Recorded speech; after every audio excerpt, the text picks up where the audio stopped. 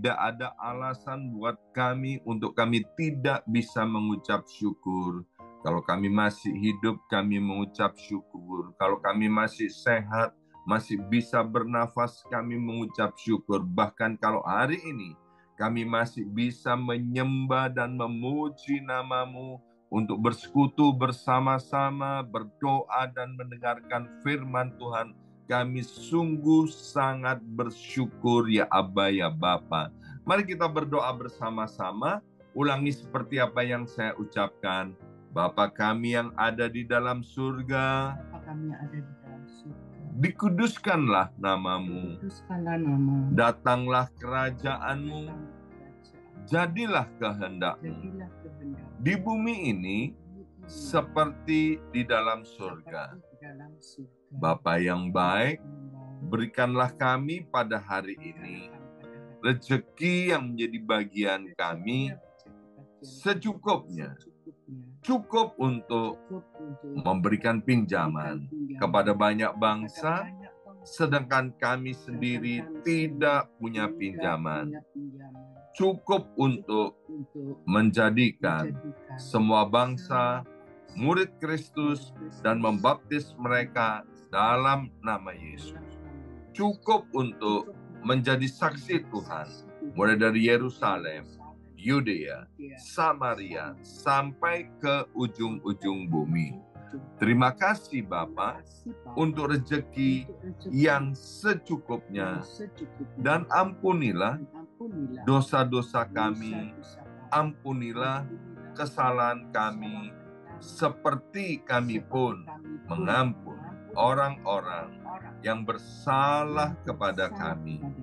Dan janganlah masukkan kami ini ke dalam pencobaan, tetapi bebaskanlah kami dari segala yang jahat, sebab Engkaulah yang empunya kerajaan, kuasa, dan kemuliaan sampai selama-lamanya.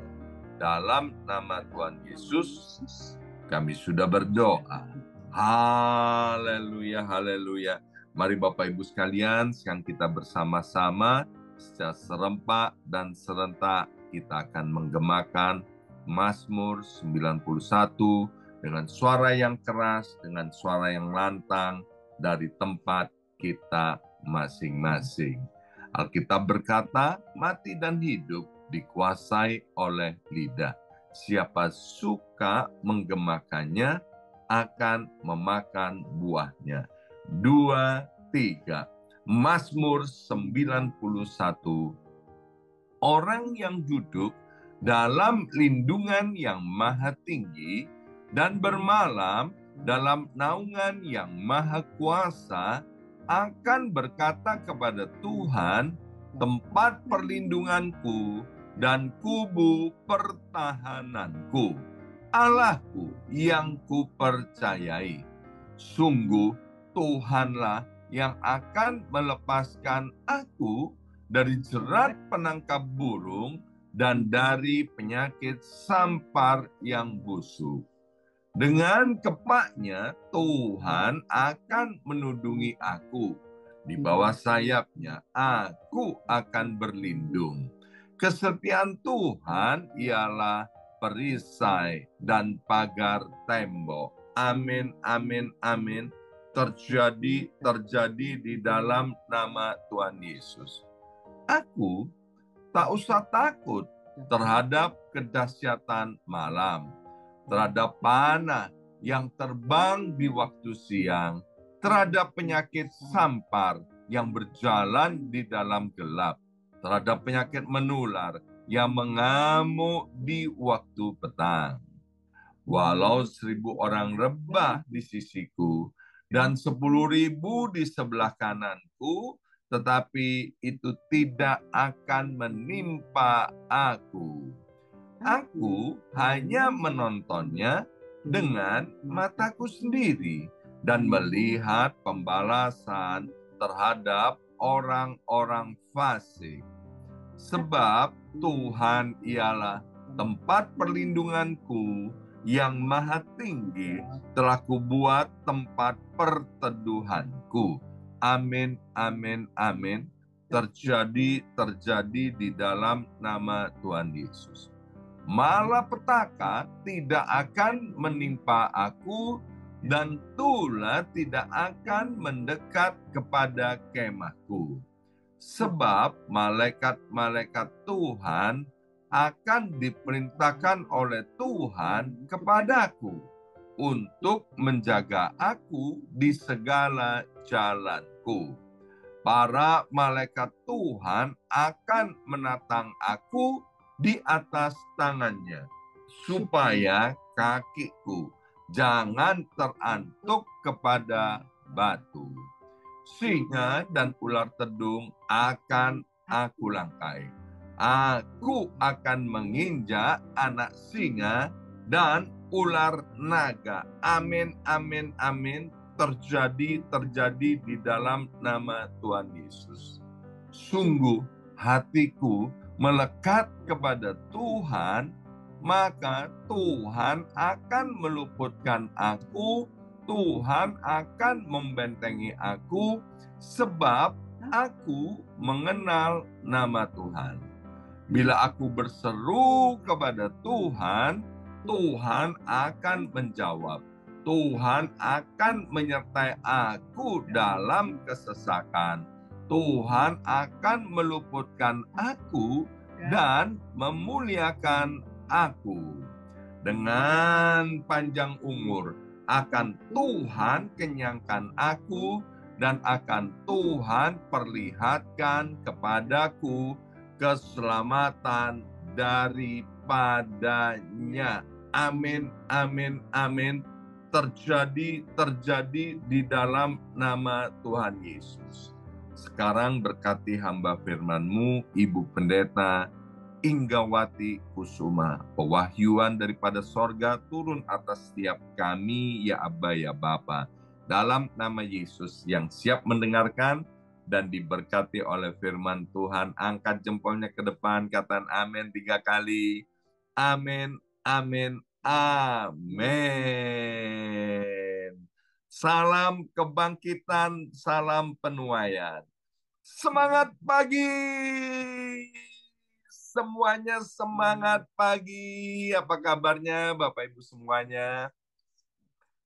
Ya, senang sekali hari ini Rabu 21 Agustus 2024 boleh bersama-sama kembali dengan Bapak, Ibu, anak-anak Tuhan yang luar biasa. Dan hari ini kita akan dilayani oleh hambanya yang diurapi oleh Tuhan, yaitu Ibu Pendeta Inggawati Kusuma. Shalom, Ibu Heno.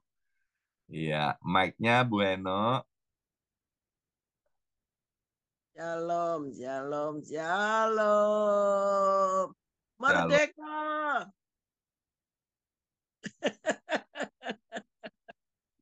Puji Tuhan. Ya, kita akan belajar firman Tuhan hari ini, yaitu tentang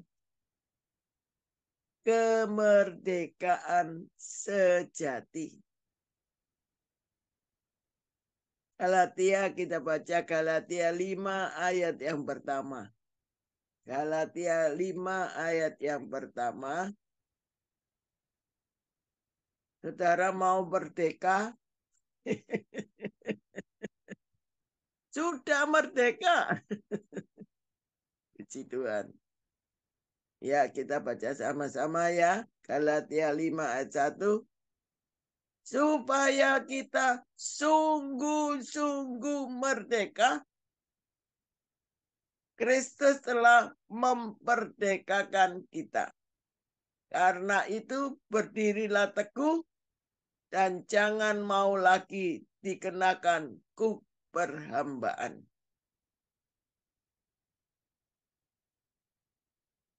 Kita sudah merdeka. Bahkan firman Tuhan katakan sungguh-sungguh merdeka. Berarti kalau namanya sungguh-sungguh itu betul-betul merdeka. Di dalam Kristus. karena Kristus telah memperdekakan kita.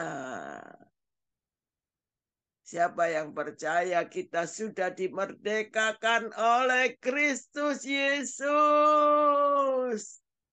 Kita percaya kemerdekaan ini kemerdekaan yang sejati. Kita betul-betul merdeka. Kita sekarang belajar arti kemerdekaan sejati itu apa. Yang pertama, yaitu mengenal kebenaran. Kalau orang mau merdeka di dalam Kristus, kemerdekaan sejati, yang pertama kita harus mengenal kebenaran. Kita buka Yohanes 8 ayat 32, 36. 32 dan 36 kita baca. Yohanes 8 ayat 32, 36 dikatakan, dan kamu akan mengetahui kebenaran, dan kebenaran itu akan memperdekakan kamu. 36, jadi apabila anak itu memperdekakan kamu, kamu pun benar-benar merdeka. Bukan hanya merdeka, tapi benar-benar merdeka. Karena kita merdeka sebab apa? Sebab Kristus sudah memerdekakan kita dari dosa. Kita harus bersyukur. Siapa yang bisa melepaskan kita dari ikatan-ikatan belenggu-belenggu dosa? Tidak ada. Hanya satu nama, yaitu Tuhan Yesus Kristus. Merdeka. Kita sudah merdeka dari dosa. Dan kalau kita mengenal kebenaran, mengetahui, sudah mengenal, mengetahui kebenaran itu betul-betul memperdekakan kita. Benar-benar merdeka. Sehingga kita ada jaminan orang yang merdeka nanti bertemu muka dengan Yesus. Amin. Ya, kita lihat di dalam Galatia 5 ayat 13. Galatia 5 ayat 13 mengatakan, saudara-saudara, memang kamu telah dipanggil untuk merdeka. Kita dipanggil untuk merdeka. Jadi, saudara yang belum merdeka masih dalam belenggu sakit hati, belenggu kecewa, susah, sedih. Itu saudara masih terbelenggu dengan dosa. Kita ini dipanggil. Memang kamu telah dipanggil untuk merdeka.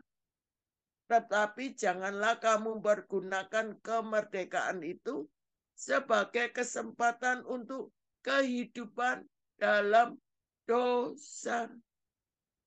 Melainkan supaya kita tidak berdosa, hidup dalam dosa setelah kita merdeka. Melainkan layanilah seorang akan yang lain oleh kasih. Ini jelas firman Tuhan, kita sudah merdeka, kita juga tidak boleh hidup dalam dosa. Tetapi kita harus melayani seorang akan yang lain oleh kasih. Kekristenan adalah satu hal. Terkenalnya dengan apa? Kasih. Kasih Yesus juga kasih kita kepada sesama. Itu orang yang sungguh-sungguh sudah merdeka. Yang kedua, kalau kita melayani seorang akan yang lain oleh kasih, yang kedua kita juga harus mengasihi Tuhan. Mengasihi Tuhan juga harus mengasihi sesama. Ini arti salib Kristus. Mengasihi Tuhan harus lurus ke atas dengan segenap hatimu. Dan kita juga mengasihi sesama. Ini arti daripada salib Kristus. Hanya orang pakai kalung salib. Betul? Pakai kalung salib, tapi tidak mengasihi Tuhan, tidak mengasihi sesama. Mari kita belajar. Kita harus mengasihi Tuhan dan mengasihi sesama. Kita buka dalam Matius 22 ayat 37 sampai 40. Matius 22 ayat 37 sampai 40 mengatakan, jawab Yesus kepadanya, kasihlah Tuhan Allahmu dengan segenap hatimu dan dengan segenap jiwamu dan dengan segenap akal budimu. Itulah hukum yang terutama dan yang pertama. Hukum yang terutama dan pertama. Dan hukum yang kedua yang sama dengan itu ialah kasihlah sesamamu manusia seperti dirimu sendiri. Dan pada kedua hukum inilah tergantung seluruh hukum Taurat dan kitab para nabi. Kita belajar lagi bahwa arti kemerdekaan sejati yang kedua, kita harus mengasihi Tuhan dan mengasihi sesama. Dan yang ketiga, kita harus mempertahankan. Loh ini setelah kita mengenal kebenaran dan kita benar-benar merdeka. Tadi kita sudah baca yang bagian pertama, bahwa kita mengenal kebenaran dan benar-benar merdeka, kita harus mengasihi Tuhan dan sesama. Itu arti salib Kristus. Dan yang ketiga, kita harus mempertahankan. Orang yang sudah merdeka itu memang butuh perjuangan. Mempertahankan kemerdekaan ini pun membutuhkan perjuangan. Seperti orang bangun rumah, bisa bangun rumah. Tapi apakah dia juga bisa mempertahankan rumah itu tetap indah? Itu harus diperjuangkan. Harus rumah itu dibersihkan. Harus rumah itu setahun sekali atau 2 tahun sekali dikapur, dibersihkan. Betul? Begitu juga kemerdekaan kita. Kita harus mempertahankan kemerdekaan yang Tuhan sudah berikan kepada kita. Kita buka 1 Korintus 15 ayat 56. 1 Korintus 15 ayat 56 dikatakan, karena itu saudara-saudaraku yang kekasih, berdirilah teguh, jangan goyah, dan giatlah selalu dalam pekerjaan Tuhan. Sebab kamu tahu bahwa dalam persekutuan dengan Tuhan, jerih payamu tidak sia-sia. Dikatakan kita harus berdiri teguh. Paulus menuliskan, saudara-saudaraku yang kekasih, kita harus berdiri teguh. Orang berdiri teguh itu harus tegak. Berdiri teguh, tidak mudah goyah. Jangan goyah. Ya, kalau kita dengar berita-berita, ya sosial media saat ini, berita apa saja bisa dimuat. Betul? Tentang kejelekan.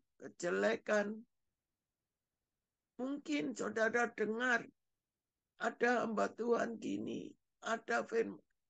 Mereka semua bertentangan dengan firman Tuhan. Saudara tidak usah goyah. Tidak usah goyah. Tetap berdiri teguh. Mengenal kebenaran, kita harus baca firman. Kita harus mengerti kebenaran yang sebenar-benarnya dan benar-benar kita sudah dimerdekakan di dalam Kristus. Masa mau dengar suara Tuhan tapi juga mau dengar suara iblis? Jangan. Kita harus betul-betul berdiri teguh. Orang kenapa tidak bisa berdiri teguh? Karena dia suka dengar perkara-perkara yang sia-sia. Ya kalau saudara lihat di TikTok,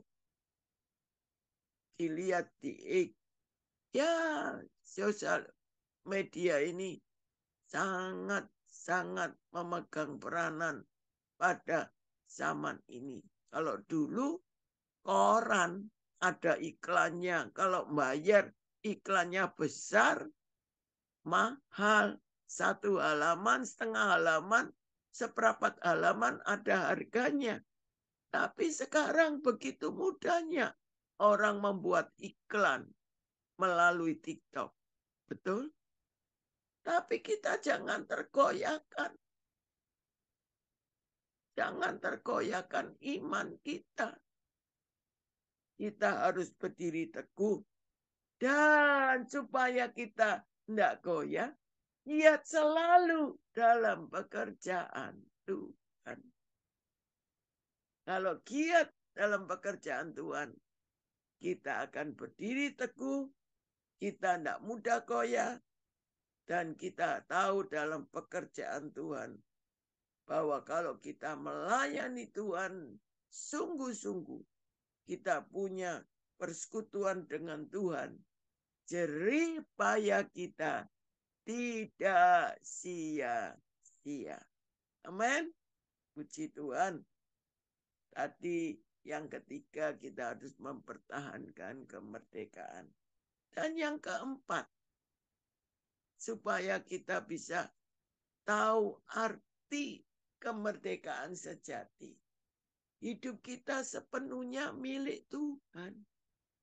Jadi Tuhan yang berdaulat atas hidup kita. Betul. Yang keempat, kita harus menyalibkan daging kita. Kita harus menyalibkan daging. Bukan hanya Yesus yang disalib, tapi kita juga harus menyalibkan daging kita. Setelah kita merdeka, kita tidak boleh hidup semau kue. Bahwa kita sudah milik Tuhan. Jadi dikatakan dalam menyalibkan daging dalam Galatia 5 ayat 24 dan 25. Galatia 5 ayat 24 dan 25 mengatakan, barang siapa menjadi milik Kristus Yesus, ia telah menyalibkan daging dengan segala hawa nafsu dan keinginan. 25, jika kita hidup oleh Roh, baiklah kita juga dipimpin oleh Roh. Kita percaya kita milik Kristus. Kalau milik Kristus, kita menyalibkan daging dengan segala hawa nafsu dan keinginan kita. Dan kita hidup oleh Roh, dan kita juga dipimpin oleh Roh Kudus. Dan yang kelima, kalau kita sudah dipimpin, kita hidup oleh Roh dan dipimpin oleh Roh, pasti yang kelima, menghasilkan buah. Menghasilkan buah seperti pohon, kalau ditanam di tepi aliran air, pasti Tuhan katakan dia akan berbuah. Hidup kita kalau ditanam di dalam bait Allah, hidup kita ditanam di dalam firman Allah. Kita mengenal kebenaran. Kalau kita mengenal kebenaran dan kita mengasihi Tuhan dan sesama, dan kita mempertahankan kemerdekaan dengan apa? Menyalibkan daging. Pasti yang kelima akan menghasilkan buah. Katakan Galatia 5 ayat 22 dan 23.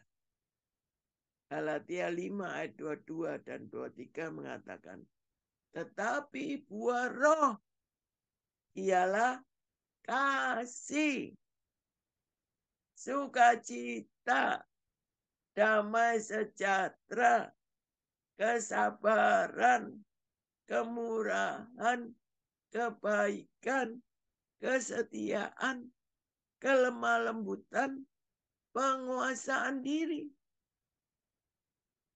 Tidak ada hukum yang menentang hal-hal ini. Kalau kita mau berbuah roh,